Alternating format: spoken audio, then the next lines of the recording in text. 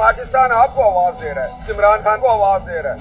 अब एक नई सिमत का तयन होगा, मुल्क को डायरेक्शन दो, एक कौमी कमीशन बने, इन जर्नेलों और जजों को सजा होनी चाहिए, इनको सजा दे तो मुल्क सुधर जाएगा, मुल्क आगे बढ़ जाएगा।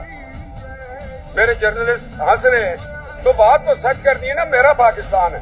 मैं अपने वालिद मरहूम को कहा करता था, मैं कहा अब्बा जान आपने हमें पढ़ाया, किसी को एमए करवाया, किसी को बीए करवाया, किसी को फौज में भेजा, किसी को क्या, तो आप क्यों नहीं सीएसएस किया? उन्होंने कहा ये पाकिस्तान की बरकतें हैं, ये पाकिस्तान न होता तो आप पटवारी न होते, हमें पाकिस्तान नहीं मिला था, हम कुछ नहीं बन सके।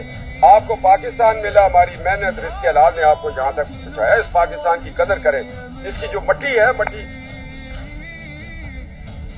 शहबाज शरीफ ने इस मुल्क को श्रीलंका बनाया, और ये तो शुक्र है अल्लाह का कि एक दूर की सोच वालों ने कहा कि जाती है सियासत जाए, एक दफा इस मुल्क को बचा दे, रोक ली उस पाकिस्तान को और मजीद डूबने से। जिन लोगों की वजह से मुल्क इस दलदल में फंसा है, उन पे एक कौमी कमीशन बनना चाहिए और पार्लियामेंट में उसको बहस होना चाहिए।